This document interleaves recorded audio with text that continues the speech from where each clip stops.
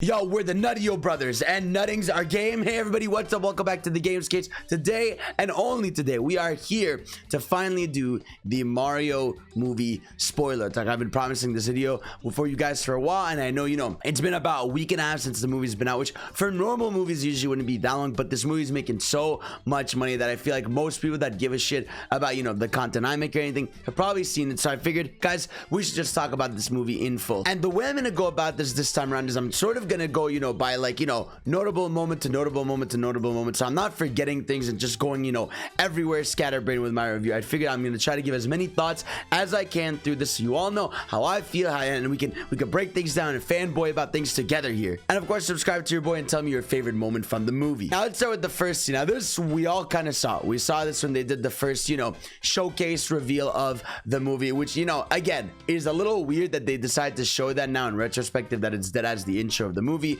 But yeah, Bowser goes to the little penguin kingdom and takes over, gets the start. Nothing really notable there. Again, a really cool scene. They changed that line of dialogue that Bowser has where he says, now who's gonna stop me, to now no one can stop me, which was an interesting choice. And also pre-note before that, I really like that Nintendo has their own little Nintendo logo when the movie starts. We have the little pixel art Mario and Luigi going around jumping and all this, very nice sets, and I really love that. Now let's jump to Brooklyn, which I think is probably the most hidden part of the marketing in general. From the beginning of it to the end of it, I feel like the Brooklyn segments are probably the ones that the marketing focused the least on, except for obviously the Mario Bros commercial, that they did the song where the Mario Brothers are plumbing a game, we're not like the others, get all the fame, blah blah blah. They show that commercial. There's a bit of an extended version of it in this movie. It's not the exact same one you see in the original reveal of it they did online. They show the Mario Bros, they got the Super Mario World cape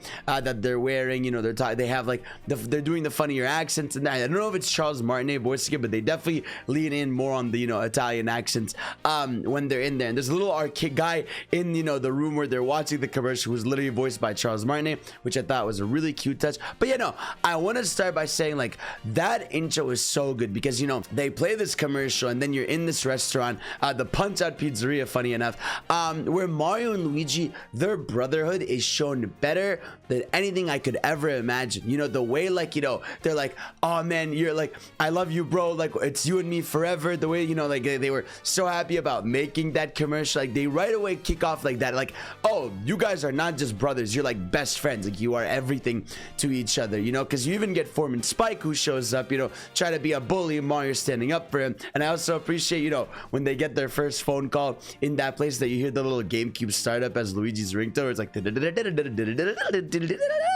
but right away you could tell the bros are not really washed up, but they're not really popular. They're excited about getting their first work call, and then they go to that job. And that job, I really liked that scene because first of all, the way they went to it was so good, where they were sort of platforming to get to the place. The camera shifts in a 2D perspective of Mario and Luigi platforming to get to the place, and there's a lot of little Easter eggs. You could see some 1-1 layouts in general. The way they're moving and they got the acrobatics felt very Mario. And that's something I wanted to talk about, how I hope the next 2D games lean a bit more on the acrobatic side of Mario. And what I mean by that is almost give Mario a little slide, make a wall jump more grandiose to go through, make it so that I'm always dynamically moving with Mario and feeling acrobatic like they sort of did here in the movie. So the next notable scene is when they're in that rich house where they're gonna fix their bathroom. I really appreciate again just the choice of music in there. There's a lot of cool little Mario music that's sort of orchestrated to sound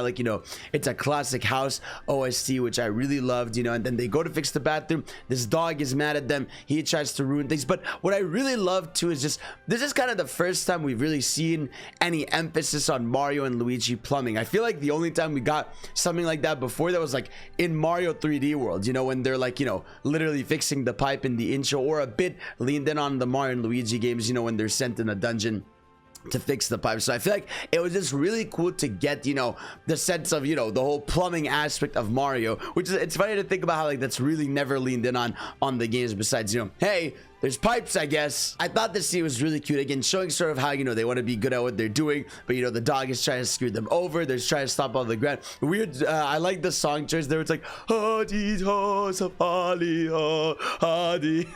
either way, job's kind of a fluke. They go back home and we see the Mario family. And that was a really interesting thing. I did not see that coming because, again, not in the marketing at all. But yeah, they've got a little, you know, Italian family with a lot of, you know, the sort of ideologies of that, you know, where, like, you know, you've got them all at the table. They're kind of making fun of Mario and Luigi. You got, you know, the supportive mom. You've got the dad who's a little aggressive, being like, why are y'all wasting your time? By the way, again, voiced by Charles Martinet, which I really love. But that was a cute touch to see that, you know, they had a family, but also how cute and enthusiastic Mario and Luigi were like, they were like, why are you guys wearing the gloves? And they're like, hey, you gotta have a trademark, you know, it's a unique thing for me. And they were, you know, going back and forth. And then obviously they get laughed at. Mario goes to his room and we see something which I thought was awesome, which I guess is Nintendo is canon in that world. I don't know to what extent. It could obviously, you know, just be Easter eggs, but, you know, Mario is playing an NES and he's playing Kid Icarus, which, you know, obviously this confirms Kid Icarus Uprising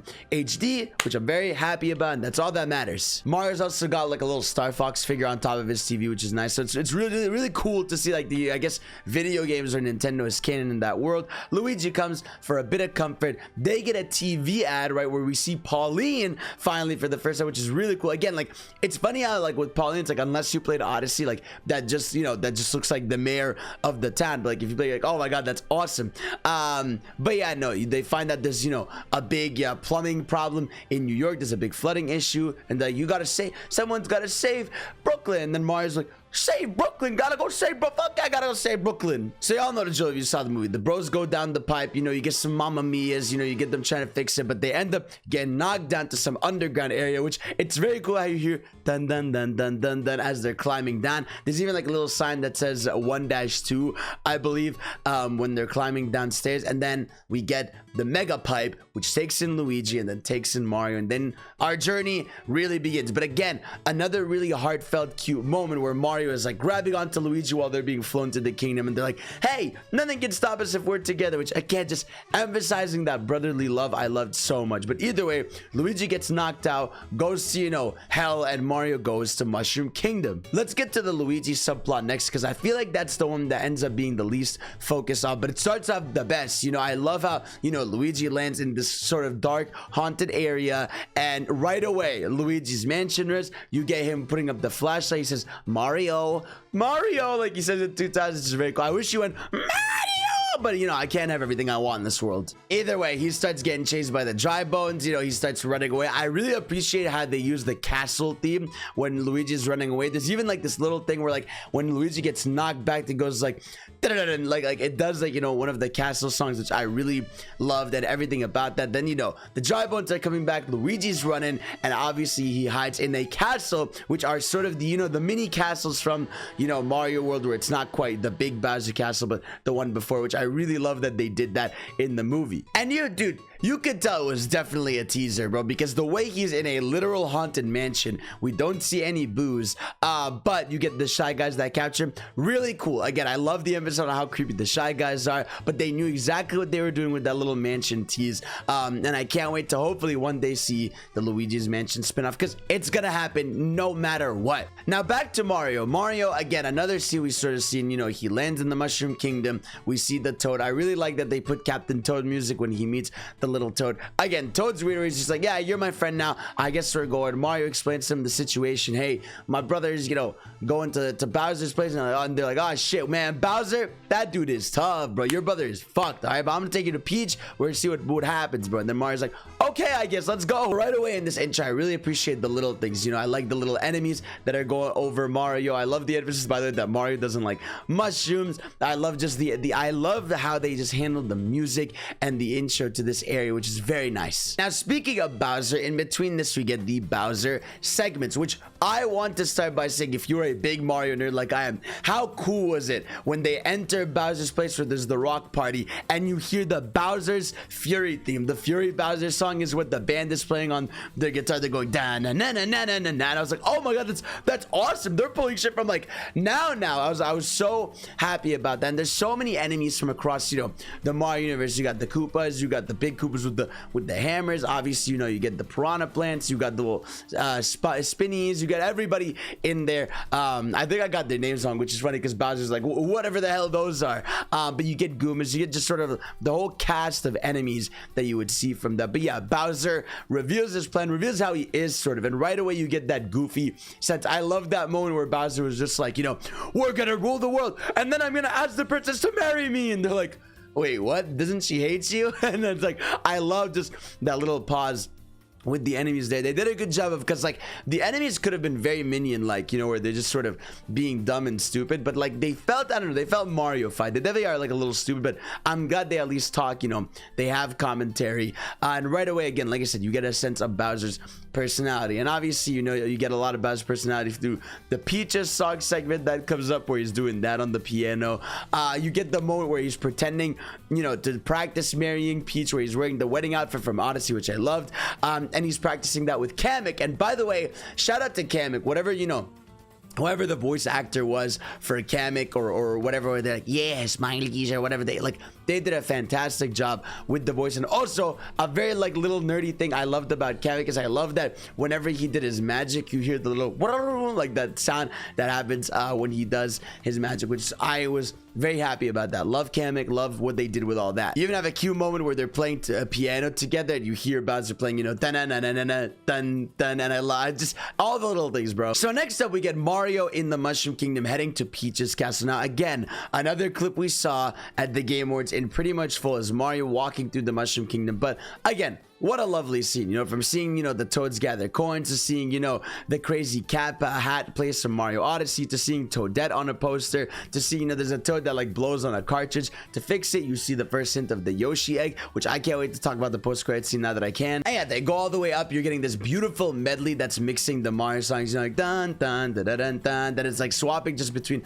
different themes in Mario, which I just loved so much. And when they get to Peach's castle, I appreciate again the two little Toads being like, the kid, she's not here, she's in another castle, and they're trying to like be funny and trying to trick them. But then again, I found it weird that the Toad, all you need to do is just cook in front of them. But again, kids movie thing where it doesn't really take much effort to get to the next plot. Mario goes in the castle, and you know, you get a little segment with Peach being like, oh man, Bowser's coming, and you know, they gotta stop Bowser. You see the map of the Mushroom Kingdom, nothing we haven't seen before, but then obviously they meet up. Mario right away. Now this scene to me was really weird because you know Peach knocks out Mario, but right away they sort of have like a bond where he's like, hey, no, you can help me find my brother, and she's like, okay, I will train you. And I guess she was drawn to him because he was human, but it was just a very quick turnaround, you know, like this guy that you just, you know, tossed after he sucked into your castle to, okay, I'll train you and let's see what happens. Before we get to the training segment though, I want to mention I really like, you know, the scene when Luigi is being pushed into the castle from the Shy Guys, but also he has a childhood memory missing Mario where we see baby Mario and baby Luigi, and I love that little reference. That was so cool. That was so cute to see those exact designs. And again, it's a very typical childhood thing, you know, Luigi's getting bullied, baby Mario pushes away the bully, and you know, they got their brotherly love. But again, just emphasizing that relationship between them was really, really cute. And from this to the end is when I feel like a lot of the scenes are short, or this movie is going on fast. Now, I'm gonna explain what I mean by that. So right away, Peach is training Mario. We get the montage. Now what's cool about the montage, you know, you get Mario eating a mushroom for the first time, you get Peach going through this obstacle course, and the obstacle course is full of little, you know, references and styles of how Mario does platforming. So I really love that. And even when Peach gets the flag, goes I love that. But yeah, you get the training segment with I Need a Hero, which was a very interesting choice for such a short training segment. Like Mario tries it like a few times with some funny gags, but then he gets it fairly quickly, which I love. And again, you know, they start going from there, then right away, you know, it jumps to him, Toad, and what's called Peach going to what's called doing the sort of another montage walk, which this one bothered me so much because you see Bob-omb Battlefield, you see Toad's Arena, you see Yoshi's Island, and like I would have liked at least, you know, maybe if you're gonna do a montage, make make it like 30 seconds in each area, you know, make it so that you're having fun in Bob-omb Battlefield, those places, not just, you know, show me they exist. And then over here actually is when we get our first possible look at maybe this Toad becoming Captain Toad, because we see that when they're climbing up the rock candy mountains from New Super Mario Bros, Toad like can't jump, and Peach uses his pickaxe to lift him up. So I feel like this Toad is going to eventually become Captain Toad, and maybe that'll spin off onto its own series or mini series or something. But that was the moment where I was like, huh, that's interesting. And then right away it cuts to that nighttime segment in the Fire Flower field where they're trying to have like, you know, a cheesy moment to each other, and I was like, guys, like, we just got here. What are y'all doing, bro? Like, you did not earn the cheesy moment between you and Peach. But what I did like again about this was Peach's backstory, right? We got to see baby Peach, you know, seeing how she was raised by the Toads, you know, to grow up and be the princess, which I thought was really cute. I really liked, again, I just like that more natural aspect of Peach, even though she isn't as bubbly as I would have liked, you know, from the games. I still thought, you know, the way they handled her was awesome. Also, it's kind of wild that, you know, Peach gets the Fire Flower, but Mario never gets the Fire Flower in the movie, considering that's a very iconic look for him. But maybe they're saving that for movie 2. Next up, they go to the Donkey Kong area, which I love this right away because, you know, you hear the little, you know, theme once they enter the place, you get the Kong, and then once they are taken to the king, you know, to get their army, you get a Mario Kart segment, which is awesome, and a little bit of double dash, if I may add, because the way, you know, you've got the main guy driving and they have them in like a backseat, which I thought was really cool. They picked that, I don't know what song it's called, Rain on Me or Shine on Me, I'm not cultured, but they play some random light song, which is weird because again, it's such a cool segment for Mario Kart. That's our first intro to Mario Kart in that world, and you're getting a look at how the DK, what's called the Donkey Kong country or kingdom looks, and it's beautiful, man. You're getting little houses over there, you're getting different Kongs everywhere. Like, I would, man, like, it's like, it was so cool to just see an emphasis on the Kongs again, because we haven't really had that since what, you know, maybe the old TV show where there were all the different Kongs and stuff. But yeah, no, having this was awesome. And then you get a lot of the Mario Kart elements introduced, right, where they jump off the cliff and then they show the glider, which I thought was really dope. And then when they go, you know, they talk to Cranky Kong, which Cranky Kong, I was surprised. I don't think we saw much of Cranky Kong, obviously, besides in that arena, but I love Cranky Kong's voice actor. He's like, you want my army? You're gonna have to fight my son for it. Kick his ass, you fucking blimey bitch of a plumber. I swear to God, I'll kill you right here, right now. I don't think that's anything he said, but still. So then we have the Mario versus Donkey Kong Battle Coliseum, which again, I love how it's designed like the old school, you know, platforms. And I love the intro of Seth Rogen, Donkey Kong with the DK rap. And I love that, bro. And Seth Rogen not even try, you know, then I just be like, hey there, it's me, I'm Donkey Kong, man. Oh, whoa. And we see that he's, you know, he's a very big showman, which I really love. His dad does an improvement. But I love, obviously, a big moment here, the crowd cheering, everybody stops except one Kong, and Cranky's got to be like, hey, you stop that, Diddy Kong. And we get to see a Diddy Kong right there, like, oh, sorry. And Diddy Kong chilling there with Dixie Kong, and I love that so much. I think there's another Kong in there from DK Country, but either way, I couldn't believe that. I didn't even think they were gonna show Diddy Kong yet, but this super confirmed to me the DK movie that they're working on. But I'm so happy that they had Diddy Kong in there and Dixie chilling. We didn't hear Dixie Talk say anything, but Diddy Kong was there, and I can't wait to see that dynamic of that gang. Even though we knew about the arena fight, I really love the surprises they had in it. Notably, obviously,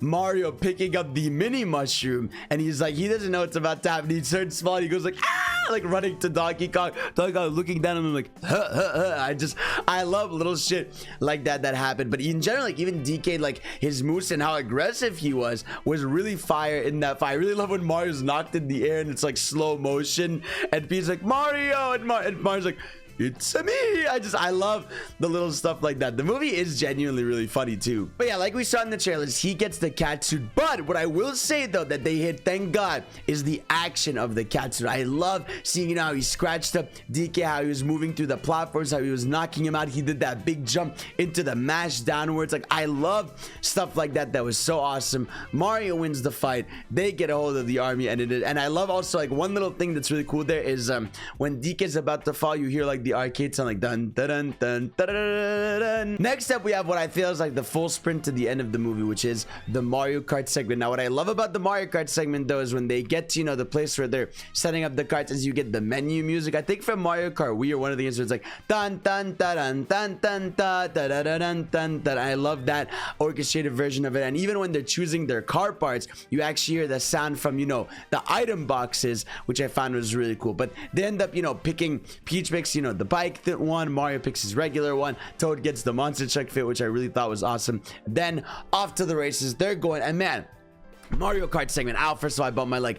I want a whole Mario Kart special, you know, where they're actually just racing through different tracks from the game. I would love something like that. But I loved right away, you know, you get Bowser's army attacking them, and you get so many little cool Easter eggs. You know, you get the Kong shooting the bananas. Obviously, you get, you know, them using the enemies as green shells. One thing I adored about the Mario Kart segment especially was Mario doing the drift, and you see like the different colors, you know, like the red, blue, pink, which I thought was awesome. Again, it's little stuff like that where I'm like, if you know, you know, and it hits much different. But yeah, the Mario Kart segment, I feel like it could have been, you know, cooler. I think, you know, it was sort of, you know, fast paced, but I really do love that we got some Mario Kart 8 in there where they get the anti-gravity on there. You know, Mario also doing some extra moves like, you know, jumping onto different carts, which I thought was awesome. Then obviously let's talk about the biggest hater of all time, the blue shell captain. So Mario stops his cart, you know, they start running away, him and Donkey Kong, and then the blue shell cart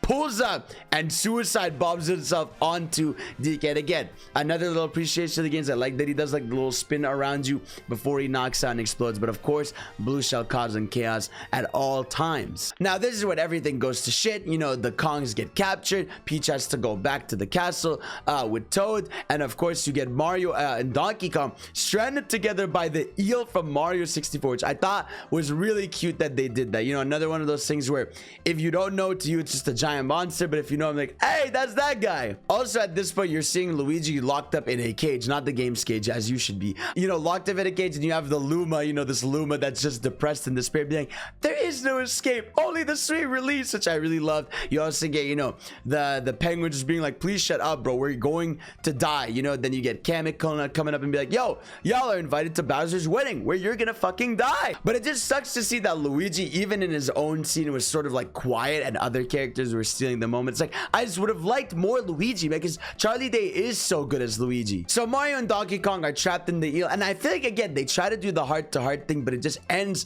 so quickly, right? You know, they try to emphasize this thing where, like, you know, Mario's like, yeah, my dad thinks I'm a joke, and DK's dad thinks he's a joke, and then, you know, he's sort of mashing around, and he's like, I'm not. DK's like, I'm not, just a Smash guy. And I was like, hey, Super Smash Brothers? No, I'm kidding. So they use one of the explosive barrels, which is a cool reference to, you know, the games, you know, those segments from Donkey Kong Country where, you know, you're flying on the rocket, which I found really cool that they did that. But yeah, they go back to the Mushroom Kingdom. While they're doing that, you got Peach and Bowser's wedding being set up because, you know, Bowser captured Peach and all that stuff, so they're starting to set up that wedding. And I just love, by the way, Bowser just being a cute little guy, be like, love really makes a guy come out of his shell. And like, he sees it's not working out, Peach or whatever. So either way, they're setting up the wedding. And when they're setting up the wedding, by the way, how cool is it that we see King Boo in there and we see King Baba, which I thought was awesome. I love to see those two characters. Very happy, especially with King Boo. That was the most surprising because I was like, okay, we haven't seen a single Boo in the marketing or anything, so it's nice to know that they're there in the world somewhere. Then again, it's another quick race to the end here where you get Peach at the wedding altar. They're about to kill Luigi's gang, but Peach has the ice flower, surprisingly, which again, another cool thing that they had. She's fucking things up, bro. King Bob-omb